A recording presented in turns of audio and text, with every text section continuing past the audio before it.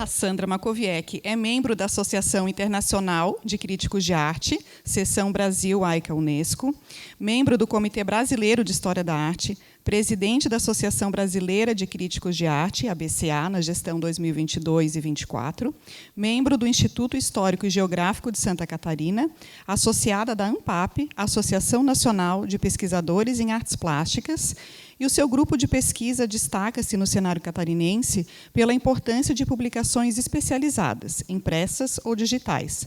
Nos últimos anos, muitas delas foram lançadas, referenciando a produção local e estadual, e possui diversas publicações. Nos anos de 2017 e 2019, juntamente com a Juliana Crispi e Francine Godel, colocou Santa Catarina no circuito internacional de arte, de forma institucionalizada, com a Bienal Internacional de Arte Contemporânea de Curitiba. Atualmente, ela coordena aqui o Passeio Cultural Primavera. Como destaque, podemos citar: recebeu o Prêmio Gonzaga Duque, atribuído pela ABCA, Associação Brasileira de Crítico de Arte, em 2015, por sua atuação na crítica de arte. Recebeu também o Prêmio Confap de Ciência, Tecnologia e Inovação, na categoria Pesquisador, destaque na subcategoria Ciências Humanas, em 2021, representando o Estado de Santa Catarina na etapa nacional. Prêmio Fritz Miller, pesquisador destaque na área de Linguística, Letras e Artes no Estado de Santa Catarina, em 2022. E hoje a Sandra vai nos presentear com essa palestra com um tema tão específico, né, tão gostoso, que com certeza vai remeter a muitas das nossas memórias.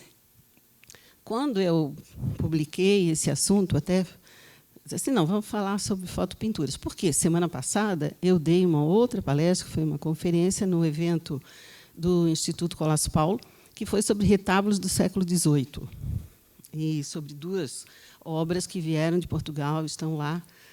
Então, a nossa cabeça, assim, de historiador da arte, às vezes, eu sempre digo, a gente vem da caverna até a última Bienal. E, se tem engenheiro aqui, me desculpem, mas, às vezes, eu brinco também em sala de aula, quando diz assim, mas, meu Deus, professor, é muito, sim, porque a gente tem que ler desde os filósofos, desde a caverna, desde tudo que aconteceu, o barroco, o renascimento, blá, blá, blá, até o último. Aí eu digo assim, olha, o curso de artes é pesado, quer moleza, vai estudar engenharia. Porque aqui tem que saber, né, tudo isso, tem que articular os tempos, tem que articular essa mistura, pensamento, que corrente que eu vou aderir, o que eu vou, que caminho epistemológico eu vou trilhar. Então, digamos que, no grupo de pesquisa que eu coordeno, que é Imagem e Acontecimento, cadastrado no CNPq, mesmo tendo me aposentado recentemente, eu ainda continuo como líder do grupo de pesquisa. Lá, nós estudamos, sobretudo, a produção em Santa Catarina, de arte, mas sempre articulando, não com uma característica regional, mas sim inserindo num plano mundial, nacional, fazendo essas relações aqui, lá e tudo que acontece no mundo. E, dentro dessa perspectiva, outro caminho que a gente lida é tratar da epistemologia e metodologia no ensino da história da arte. Então, como fazer essa mistura entre tempos diversos, como olhar para uma obra de hoje, sem desprezar o passado, sabendo que do nada nada sai, que a roda não acabou de ser inventada agora e que tudo vem de algum lugar. Sempre quando os alunos vêm com um projeto para entrar no mestrado, é porque eu quero fazer algo novo. Isso aí já está fora. Porque se acha que vai conseguir fazer algo novo, que novo é esse? Então, tá. Então, assim, contextualiza o que tu quer dizer com novo. Daí eu tenho que me reprogramar. Não, calma, está entrando, é criancinha ainda, vai aprender com o tempo. Em parte, algumas das minhas posições são bem radicais dessa forma. Por quê? Porque eu entendo que não há como compreender história da arte, história da humanidade, sem ter noção de tudo que nos antecedeu. Não dá para chegar assim e cair no século XX, ou século XXI já, né? Porque, quando a gente está dando aula, por vezes, lá na universidade, assim, por que a gente não começa do século XXI? Assim, porque não dá, criatura. Eu vou mostrar uma exposição que eu acabei de ver, e assim, mas isso aí tem a ver com aquele pintor do século XV. Como a criatura nunca estudou o século XV, ou não viu nenhum... Então, é uma coisa muito... Embaralhar as cartinhas do baralho, ela é possível desde que se tenha um conhecimento, de certa medida, cronológico, ao longo do tempo, para depois embaralhar, né? E aí, quando eu propus falar retratos populares ou fotopinturas, a Sandra gosta disso também. Gosto. Na realidade, eu gosto de tudo. Vamos dizer assim, o que me chama a atenção? Uma imagem. Geralmente, o que me atrai é uma imagem. E quando eu vejo algo que me desperta, aí eu resolvo escrever sobre aquilo. E, quando eu começo a escrever sobre aquilo, aí vem o método que eu uso. Sabem que em epistemologia, metodologia, tem vários métodos, né? Formalista, fenomenológico. Eu uso o método do balaio de Siri. O balaio de Siri, o método é assim. A gente puxa um e vem a penca, né? Aí vem a penca, porque um puxa o outro, e puxa o outro, e puxa o outro, e aquele assunto não acaba. Então, foi o que aconteceu quando eu comecei a preparar a palestra da Fotopinturas. Eu ia falar só sobre bem menos do que eu vou abordar aqui, mas é que o método do balaio de Siri me venceu. Então, a gente vai começar lá do comecinho, vou para o Japão, venho para Santa Catarina, venho para o Brasil, e vamos ver se essa salada vai funcionar. Fotopinturas. Então, essa palestra, na realidade, o interesse por esse assunto já vem de muito tempo. Eu iniciei um trabalho em 2010, que eu fui conhecer a região ali de Antônio Carlos. E lá, que ao olhar para umas fotopinturas na parede das casas, que eu me interessei por esse assunto. A imagem que vocês estão vendo à direita foi uma imagem que me chamou a atenção. E vejam como que uma imagem depois dá origem a um mergulho num determinado tema. Essa imagem foi uma pesquisa que eu desenvolvi em 2010 com a Glaucia Junks, que mora em Antônio Carlos, que é um município aqui perto. E o mundo é uma ervilha, gente. Aí, hoje, eu estou aqui com um bolsista do MESC, que foi meu bolsista no Museu da Escola Catarinense, o Eduardo, que ele disse: professor, eu vim à sua palestra porque aquela imagem que está divulgando é dos meus parentes. Que é aquela lá que depois eu vou mostrar em outros momentos. Mas assim, eu nunca esperava isso, né, Eduardo? Logo, o Eduardo, que trabalhou comigo lá no Museu da Escola Catarinense por muito tempo. Então, quem de vocês nunca foi visitar os avós ou algum parente e se deparou com uma fotopintura pendurada na parede? Essa tradição, ela tomou conta de vários lares brasileiros, principalmente dos nordestinos, no século XX. Mas toda história tem um começo. Aqui nós temos André Adolphe Desideré, e ele foi quem desenvolveu e fez a primeira imagem de fotopintura em 1863. Na época, ele se tornou assim uma das figuras mais emblemáticas e produziu obras como essas que vocês estão vendo aqui, que a fotopintura, no fundo, nada mais é do que um híbrido. É uma fotografia pintada à mão e um híbrido de retrato, fotografia e pintura. Então, aqui teríamos um retrato que foi pintado em cima e os processos eles divergem. No caso, ele utilizou uma base fotográfica de baixo contraste e reproduziu a imagem em uma superfície tipo tela. Aqui no Brasil já é mais comum em cima da fotografia mesmo, mas isso nós vamos ver depois. Enfim, ele foi um que revolucionou a fotopintura, e esse trabalho continua até hoje ainda, como eu vou mostrar a partir de. Né? Pode passar. Bom, eu queria enfatizar que, além de representar uma evolução técnica, a fotopintura ela também valorizou questões sociais. Isso porque era comum, à época, na França, quando ela foi desenvolvida, que as classes mais altas e a nobreza tivessem os seus retratos mesmo pintados por artistas. Como era muito caro, o processo da fotopintura se tornou mais acessível, né, à população, e isso fez com que ele divulgasse. Esse trabalho da fotopintura ele acabou atingindo outros países, evidentemente, como no Oriente. Também teve uma grande adesão, digamos assim, e foi uma das maneiras também do Ocidente entrar em contato com a cultura oriental, que até então era muito fechada. Né?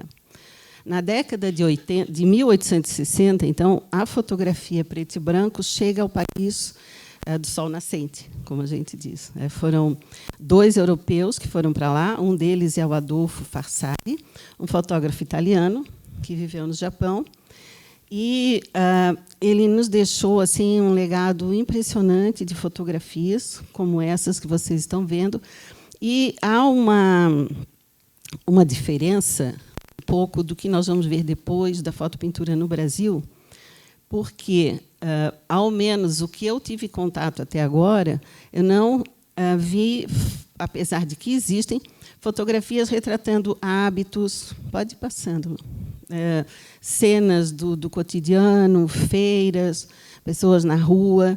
Aqui se imortalizou muito mais nos retratos, né, de pessoas na parede.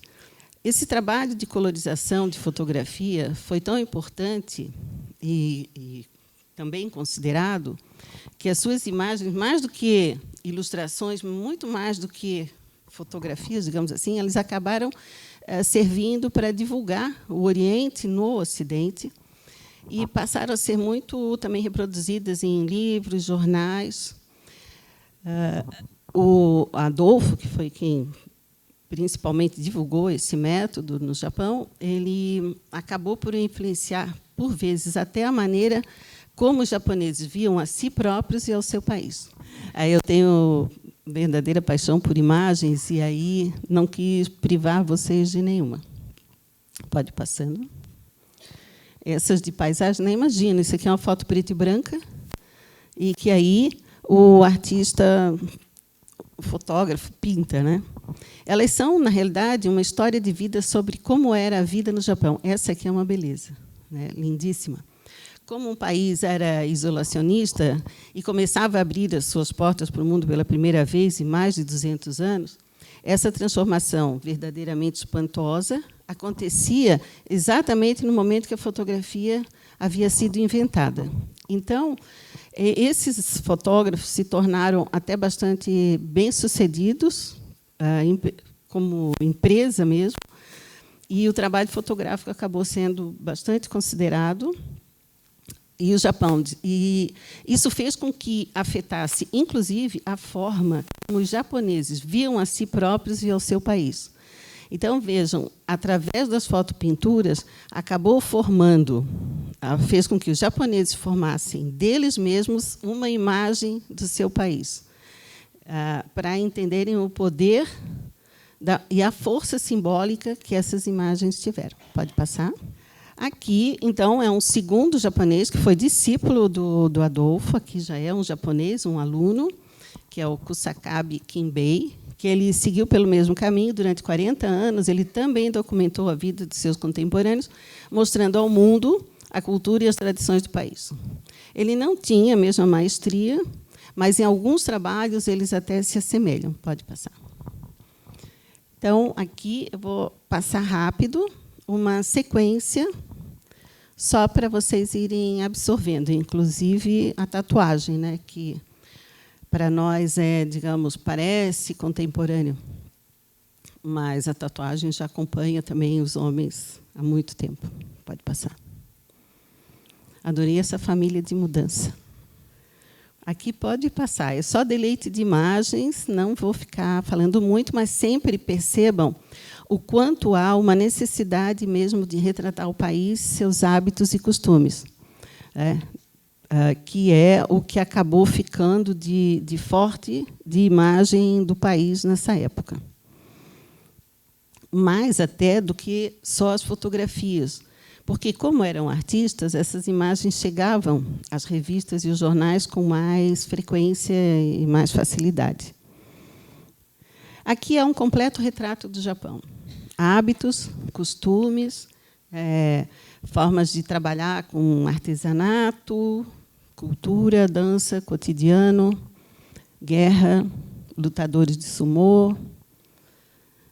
E as sombrinhas, né, que tem, também é muito frequente. Pode passar. Ok. Veja um grupo musical formado só por mulheres já. Então, o feminismo aqui, quer dizer, as identidades de gênero já estavam se formando. E esse samurai que eu achei o máximo. Então, como que isso chega no Brasil? No Brasil, a fotografia pintada começou a ser empregada pouco tempo depois de sua invenção, que foi já em 1866. Então, foram 3 anos depois da primeira fotopintura.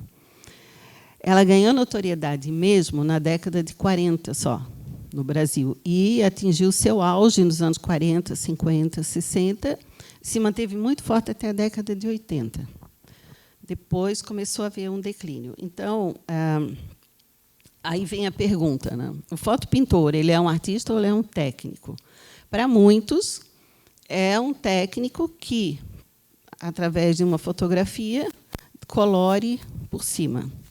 Para outros, obviamente, é um artista, porque há, sim, delicadeza, senso estético, criatividade e uma certa marca que cada um acaba imprimindo. Mas esse debate ainda não está encerrado. Bom, por que eu estou mostrando aqui essa imagem, arquiteturas pintadas, o dentro e o fora, nas casas germânicas de Antônio Carlos?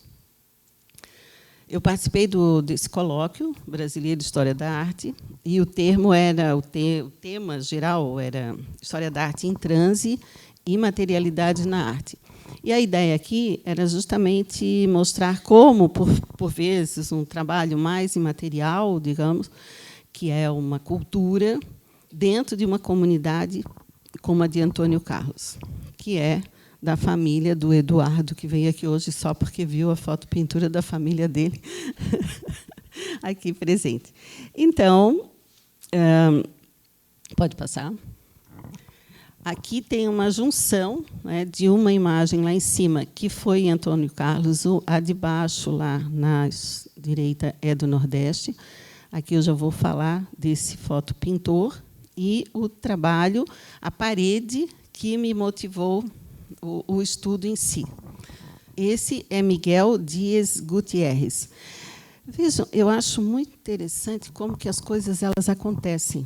Eu estava dando aula na pós-graduação, lá no Centro de Artes, e falei da pesquisa essa que eu tinha mostrado no congresso, e tinha uma aluna, que era aluna ouvinte, que ela, assim, sabe quem que começou com a fotopintura no Brasil? Foi o meu pai. Está aí. É impressionante, né? Porque ele começou a divulgar de forma como empresa, por São Paulo, sobretudo, né? Não estou falando do Brasil como um todo. Ele veio para o Brasil em 1951, fugindo da Espanha, que estava dominada pelo ditador General Franco, e ele já trabalhava como fotocolorista na Espanha, e veio com uma promessa de emprego aqui no Brasil, nesse ofício, porque tinham poucas pessoas trabalhando. Então, ele também trabalhava para um periódico em São Paulo e enviava diariamente uma ou mais fotos coloridas e montou também uma equipe que percorria o interior do estado de São Paulo. Pode passar. Então, só como curiosidade, só para vocês verem como as coisas elas acabam, como que eu digo, vêm ao encontro, né? Parece, e aí estão vendo o balaio de siri que vai puxando, né? É assim. Aqui é uma série de imagens que eu também vou passar muito rápido para vocês perceberem esse cenário maravilhoso dessa cidadezinha que tem aqui do lado, que é Antônio Carlos. Uma série de imagens, pode passar. Eles fazem lá uma festa muito legal, que é a festa dos legumes. Então, reúne e se vestem de legumes, carroças com legumes, alface, ainda hoje é muito forte lá. E as casas é um conjunto meio bastante unitário, por isso que eu falo assim do dentro e o fora, porque fora mantém essa tradição germânica, mas dentro também. Então, pode passar, Luciane. A maioria das residências tem sempre um retrato de casal pendurado na sala de estar, com imagens de santos. Do final do século XIX até os anos 1990, era bastante comum encontrar esses retratos pintados à mão nas casas das áreas rurais e também nas áreas urbanas por todo o Brasil. Geralmente, as fotografias preto e branco elas não eram consideradas assim suficientemente dramáticas. Então, as fotografias pintadas elas acabavam traçando assim uma imagem mais ideal, conferiam um certo status. Muitas vezes, as pessoas queriam ser retratadas de forma diferente do que elas eram. Vocês vão ver vários retratos assim. Eles também usavam, por vezes, banho de óleo, outras técnicas, suavizavam as rugas. Tem muita gente que não aparece com a ruga, né? Digamos que isso não é uma coisa muito antiga. É bem atual, por sinal. Adicionavam adornos, vestes de alto padrão, enfeitavam os retratos segundo as fantasias e o desejo dos clientes. Pode passar. Então, aqui vem uma série de imagens em que há uma mistura tanto dos retratos de Santa Ceia, primeira missa, não, já estou botando Vitor Meirelles aqui, é a Santa Ceia, que é, digamos, não sei se vocês sabem que Leonardo da Vinci é considerado o artista mais pop do mundo, porque ele tem a obra mais copiada, que é a Santa Ceia, não essa, né, mas aqui seria uma cópia, e ele tem a cópia, o trabalho mais conhecido, que é a Mona Lisa. Então, ele é considerado o artista mais pop. E, claro, a Santa Ceia está em grande parte dos lares brasileiros. E tem muito a ver também de colocar a imagem de santos junto com esses retratos, como a gente vai ver depois nos altares. Também, o dentro e o fora das casas de Antônio Carlos tem a ver com isso. Aqui vocês estão vendo uma casa por fora, a fotografia, e dentro é muito comum, não sei se ainda tem, né, porque essa pesquisa foi em 2010, mas eles tinham um quadro também que retrata a casa. Então, vejam já esse gosto pela paisagem, pelo entorno, a valorização da casa, do ambiente que eles vivem, etc. Pode passar. Então, são várias. Vocês veem lá em cima, né, tem a pintura do lado direito e a casa real do lado esquerdo. Vou passar agora uma sequência dessas casas. Aqui a Gláucia, que trabalhou comigo na pesquisa. E aqui a pintura da casa, né? Sempre, claro, com trabalhos de artistas da região. O Valécio, esse artista, era o mais procurado na época. Digamos que ele era o nosso Martin Diário da época aqui, porque eu falo de Martin Diário que a gente fez uma pesquisa agora da coleção do acervo do Museu Histórico, e a maior parte de retratos foi feito por Martin Diário. Então, as casas aqui é o Valécio que fazia. Pode passar. São vários. Aqui eu exagerei. Por quê? Porque, como eu adoro, eu queria mostrar para vocês essa imagem da arquitetura do local. Pode ir passando. E esse local que vocês estão vendo, que já estava super abandonado em 2010, não sei como está hoje, pode passar, Lu.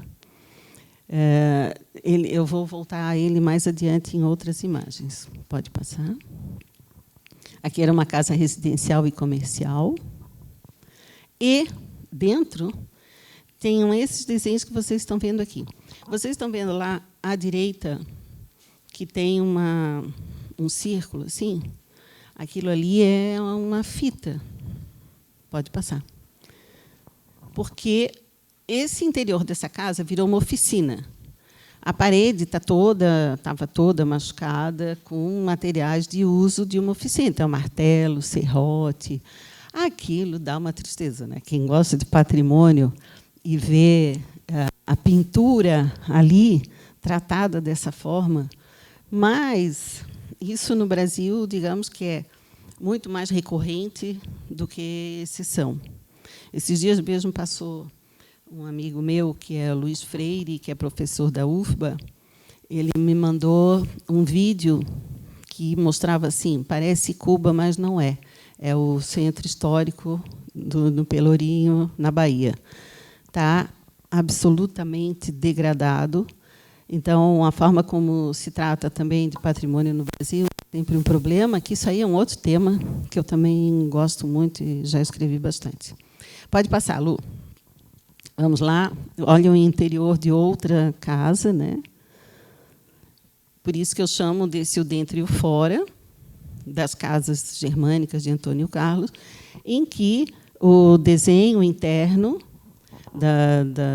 das construções traz muito essa tradição germânica de pintar o interior das casas, não só germânica, Suíça, Suécia também eles fazem muito. E lá em cima, como vê, é um desenho que repetia e dava como tipo um spray, né? Pintava assim. Então, temos muito disso também no Palácio aqui, Museu Histórico de Santa Catarina tem também em determinadas partes. Enfim, era uma técnica bastante usada. Pode passar. A casa de Pedro Gesser. Conheceste Pedro Gesser? É o quê? É o teu tataravô? Meu Deus do céu. Eu invadi a privacidade da família. O teu tataravô, por isso que ele fez arquitetura, por isso que ele gosta de arte. Tem, né? Há algo aí que explica. Pode continuar, Lu. Belíssimo, né? Pode passar. Pode passar. Também. São vários exemplos. E aqui, por exemplo, nessas paredes internas de outra casa, nós temos, inclusive, documentada a flora e fauna da região. Tem até um livro que é do Raulino Reitz, em que ele mostra e identifica, né, os animais, as plantas e tudo mais que tem nas casas dessa região. E aí chegamos nas fotopinturas, outras, né, que era bastante comum, então, como eu falei para vocês, os ambulantes que circulavam pelas pequenas cidades, tiravam essas fotos preto e branca, ampliavam, depois eram transformadas numa pintura mais rudimentar, de cores chapadas, e que eram devolvidas aos clientes. Além dessa linguagem que mistura fotografia com pintura, os retratos pintados eles têm uma característica que é bem Photoshop. Eles retratam o que se aspira e não o real. Quem não faz isso no celular com seus Photoshop, você tira uma ruga dali, arruma não sei o que dali, tira uma sombra escura no rosto. A gente está fazendo a mesma coisa.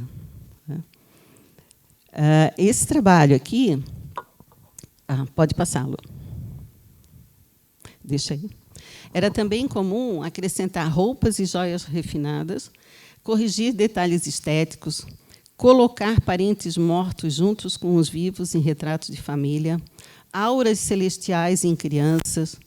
Então, os retratos populares ou as fotopinturas são geralmente uma manipulação de retratos que já existem, né, pré-existentes, que são ampliados, são montados, recombinados, e pintados numa nova imagem.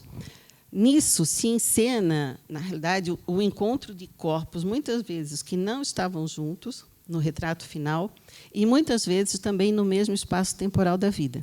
Aqui eu estou mostrando mais a questão das joias, mas nós vamos ver retratos que têm pessoas que já morreram, junto com pessoas que estão vivas, ou estavam vivas, alguém que eles queriam que estivesse ali, mas não está, mora em outra cidade.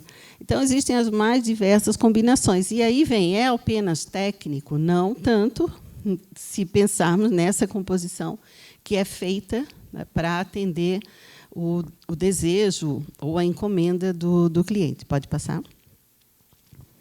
Essa aqui é um dos exemplos desses, né, que eu falo para vocês, de pessoas que jamais se encontraram, poderiam, portanto, dividir um lugar, um espaço comum na imagem, sendo ela não somente um lugar de sobrevivência do visível, mas, sobretudo, uma relação familiar e amorosa, ainda que fictícia, dentro das margens do retrato.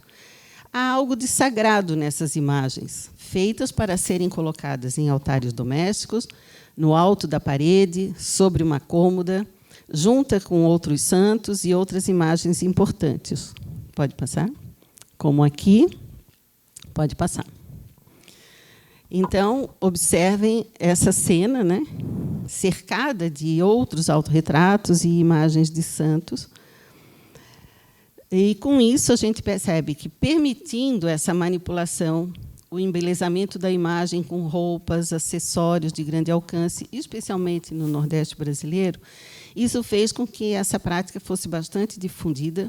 As pessoas eram reinventadas nas imagens, casais e famílias que jamais foram fotografados juntos agora se encontravam, atributos especiais eram postos sobre o corpo das pessoas. A fotopintura era uma operadora de milagres, uma instância mágica, né, guardada como relíquia. Nela, os mortos podiam fazer-se de vivos novamente no espaço comum de todos os corpos. Pode passar. E aí chegamos numa exposição muito famosa que aconteceu em 2010 em Nova York e em 2012, se não me engano, depois a gente vai ver aqui no Brasil, que é uma coleção do Titus Riedel, um europeu que viveu no Brasil durante 15 anos. Ele tem essa exposição reuniu aproximadamente, pode passar, 150 retratos originais e variavam, né, de tamanhos. E essa fotopintura, essa coleção dele, é muito emblemática para se pensar, entre tantas questões, a tensão que envolve a livre criação da pintura e a mimesis proporcionada pela pintura, pela fotografia. Em diversas imagens dessa coleção, estamos diante de pessoas mortas, fotografadas, algumas delas no leito mortuário, e elas retornam à vida. Veja que é algo de mórbido, né? Assim, existe um quê de morbidez nessa leitura aqui que eu estou fazendo para vocês, mas isso era bem comum. Elas retornam à vida pela destreza de alguns fotopintores, que habilmente reabrem seus olhos, já fechados para sempre. A pintura ressuscita aquilo que a fotografia atestou como morto. Dessa forma, pode passar, os familiares podem ter uma última lembrança do parente que se foi, livre da morbidez de um retrato de defunto, que geralmente ocupa o espaço nobre da parede principal da sala, numa composição que geralmente ocupa o espaço nobre da parede principal da casa, da sala, né, e torna o morto um ser mítico, santificado, colocado perto da cômoda, junto com imagens religiosas. O agenciador desses milagres são justamente esses vendedores ambulantes, fotopintores, que saíam, então, pelo interior do Brasil com a missão de convencer viúvas a colorizar antigas fotos do marido morto, muitas vezes gerando, enfim, um retrato inédito do casal junto, ou mães de natimortos a guardar a última imagem de seus anjinhos no caixão. Pode passar. Aqui há, então, uma série de imagens, né, como vocês estão vendo. E aí eu pergunto, né, por que a fotopintura se fez tão presente nas famílias brasileiras? Principalmente pelo fato que ela possibilitava que a pessoa querida fosse eternizada e, se necessário, retocada. Isso aconteceu de forma muito intensa no Nordeste, e uma razão que explica isso é o fato de ser uma região das mais religiosas e apegadas a tradições no Brasil. Essas situações criaram uma identidade cultural bastante forte, tanto é que, mesmo hoje, com as evoluções tecnológicas, é possível encontrar fotopinturas em regiões mais afastadas do Nordeste. Pode passar? A magia da transformação de uma realidade, nem sempre muito generosa, acontecia em uma fantasia que ganha ares de documento. São muitos retratos em que aparecem mulheres solteiras que finalmente vestem o sonhado vestido de noiva. Famílias inteiras se reúnem pela primeira vez, mesmo quando os vivos tenham encontrado os mais velhos nessa terra. Padre Cícero, Frei Damião, como a gente já viu ainda há pouco, se materializam, pode passar, ao lado de pessoas que nunca vestiram ou nunca vestirão terno e gravata, que aparecem também como símbolos de ascensão social, assim como mulheres que aparecem ao lado deles, vestidos. Há, então, uma grande variação técnica entre os fotopintores. Dá para ver. Alguns fazem com que os traços fisionômicos que a fotografia revela desapareçam completamente. Às vezes, geram uma caricatura típica até de um desenho animado. Isso pode ocorrer tanto pelo ímpeto do fotopintor, que quer ser mais artista do que a própria imagem que ele está tratando, ou, por vezes, porque as pessoas pedem, me faz melhor, me faz mais bonito, me faz mais apresentável, digamos assim, né? Outros deixam que a fotografia seja visível na superfície da imagem, criando ainda uma tensão muito grande. O início do século, esse ofício praticamente deixou de existir do século XXI, né? Já, sobretudo, com a chegada das câmeras digitais e a dificuldade cada vez maior de obter filmes, papel fotográfico. Muitos migraram para realizar fotopinturas em computadores, como nós vamos ver, mas a esmagadora maioria teve que mudar de ofício. Esse é mais um aspecto que torna as fotopinturas da própria coleção do Titus um patrimônio de elevado valor cultural e artístico.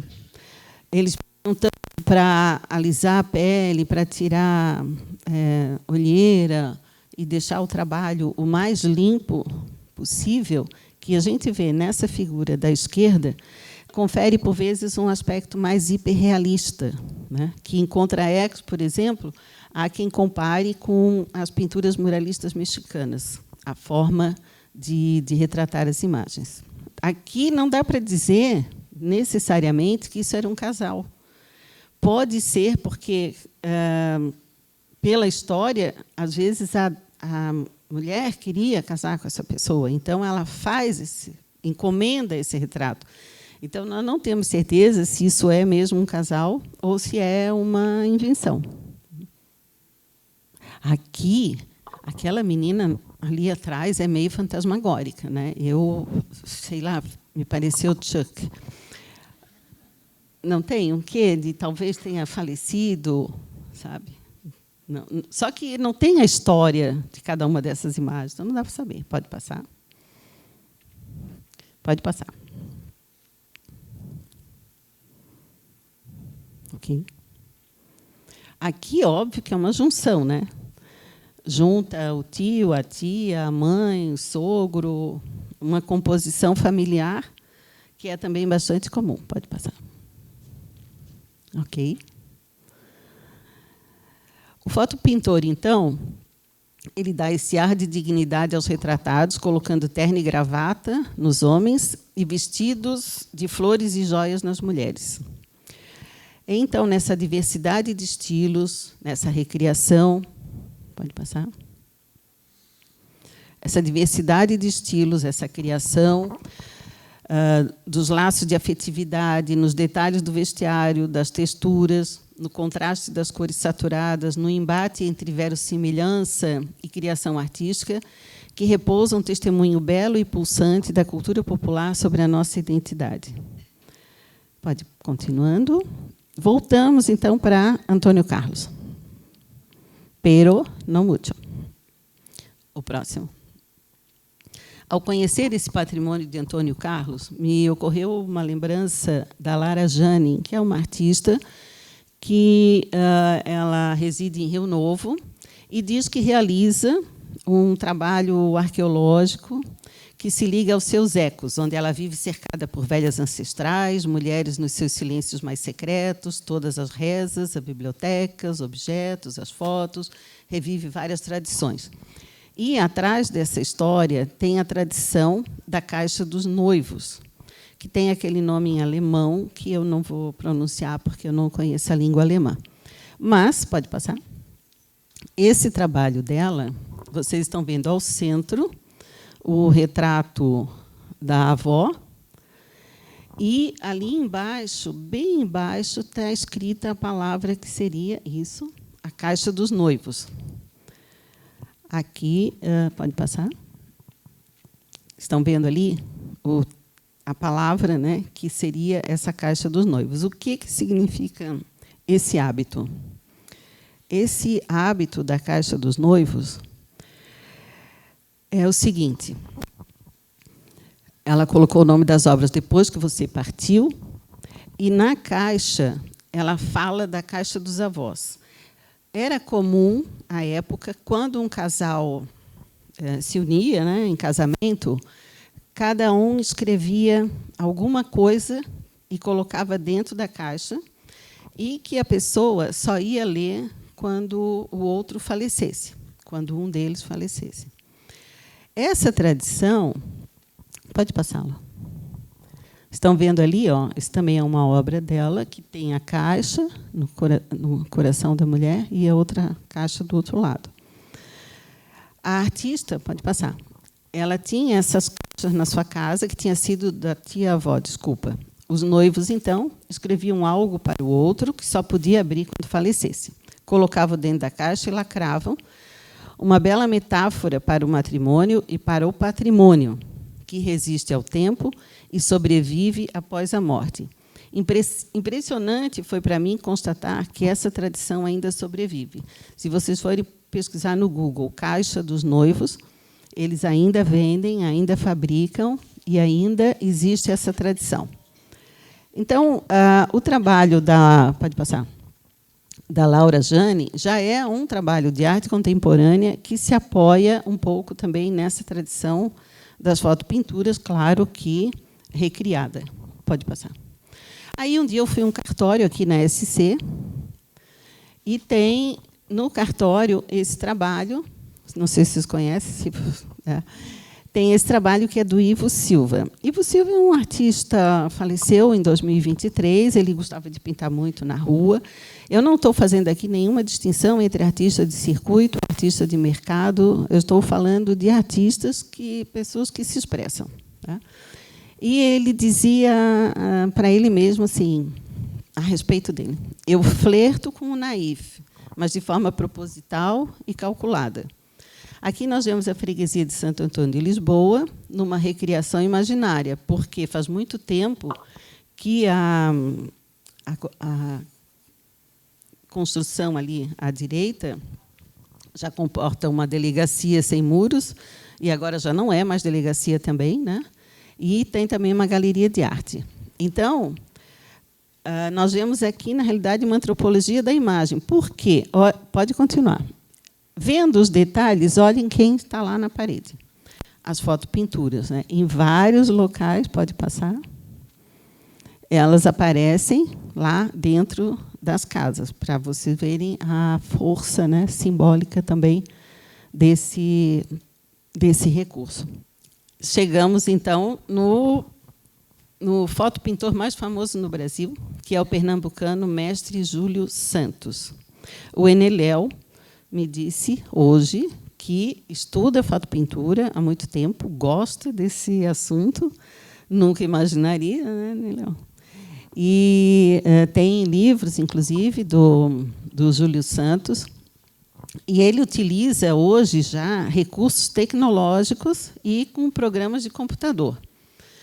Então, ele diz assim que toda a paleta de cores já está no computador, até a borracha limpa-tipos está lá.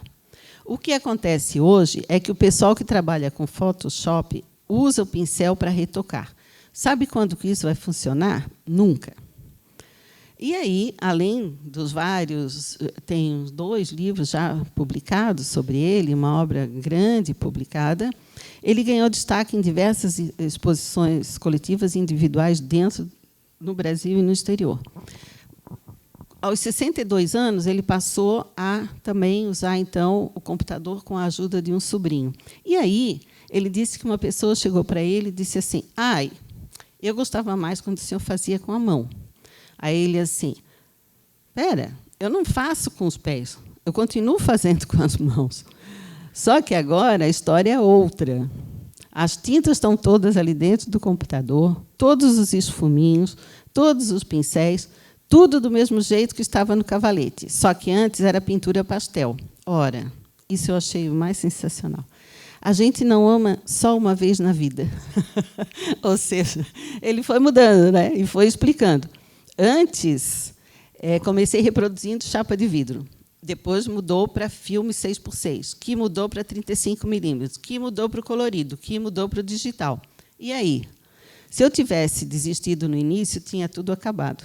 Então, ele evoluiu, conheceu, viveu tudo e se sente perfeitamente à vontade com o Photoshop. E, assim, ele se orgulha de não ter deixado a pintura morrer.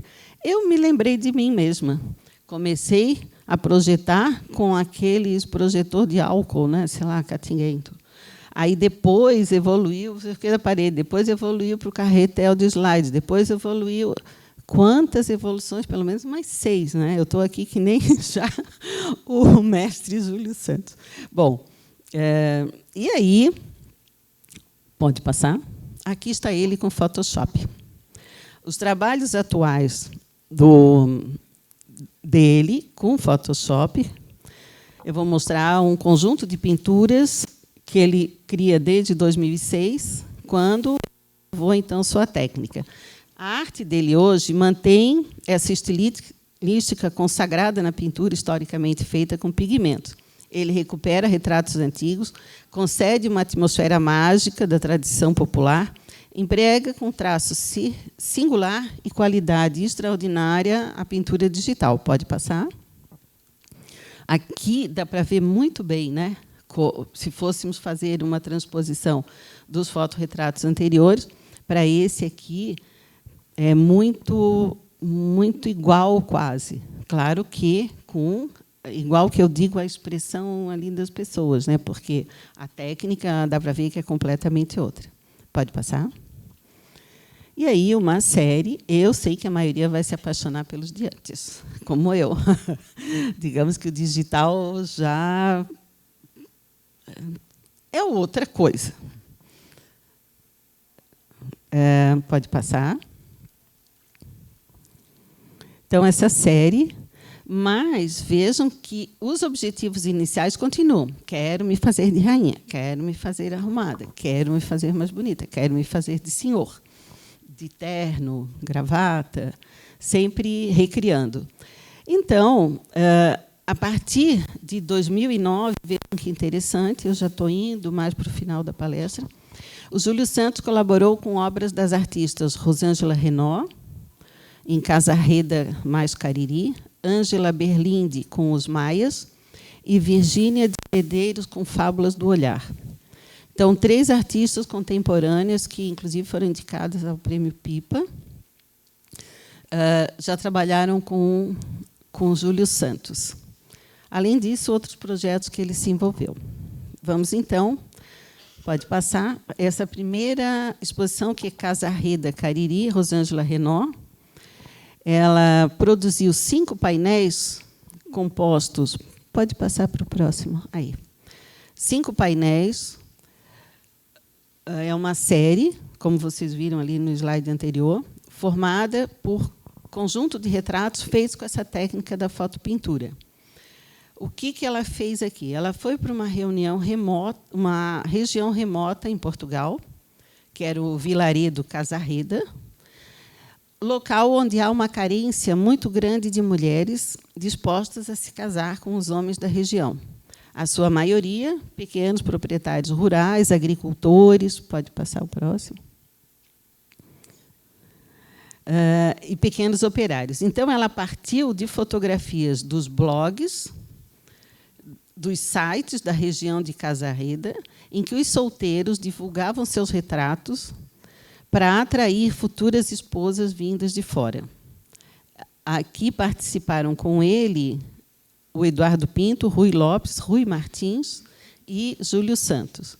Aqui, essa vida rural, né, e a falta de perspectiva de uma vida com mais liberdade afugentou, então, as mulheres dessa região, e os homens não podiam sair. Os vilarejos estavam encolhendo, e aí ela pensou assim, numa saída possível e projetou esse trabalho, imortalizando, então, esses retratos dos homens, reproduzindo, por meio de diversas interpretações advindas da fotografia, da fotopintura, que seria uma maneira irônica de multiplicar essas existências e garantir-lhes uma imortalidade, que, na realidade, era uma resposta provocativa ao celibato, onde eles viviam, às disfunções sociais, como também à situação limite do retrato pintado. Então, essa era a proposta da exposição, né, da Rosângela Renaud.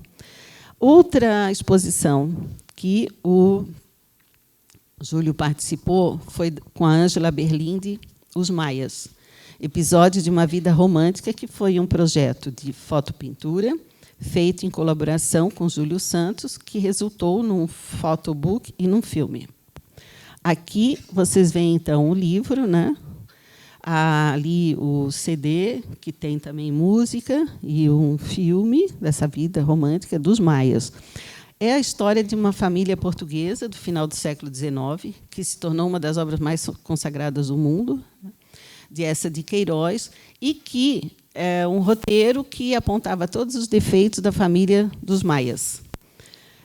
Nesses locais, encontrava-se, sim, os personagens todos dessa época de Eça de Queiroz. Mulheres fatais, pode passar, políticos corruptos, jovens utópicos que assumem um papel de mudança no futuro do país, e de modo que ele reatualiza o romance de Eça de Queiroz com literatura. Era um projeto, pode passar, um projeto multiplataforma, que envolve, além da fotografia, um curta-metragem.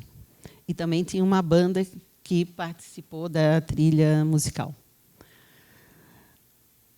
Aqui, então, os Maias, nesse trabalho que eu acabei de descrever para vocês. Um outro trabalho que o Júlio participou foi com Virgínia de Medeiros, vencedora do Prêmio Pipa 2015, numa atualização, pode deixar aí por um tempo, também dessa proposta. Esse é um trabalho um pouco mais complexo, digamos, complexo no que se propõe. A Virgínia de Medeiros é nascida em 73, é uma jovem artista ainda, e tem como foco principal técnicas de videoinstalação e outros meios audiovisuais. No período de 1 mês e meio, ela instalou um estúdio fotográfico em 2 refeitórios destinados a moradores de rua na cidade de Fortaleza.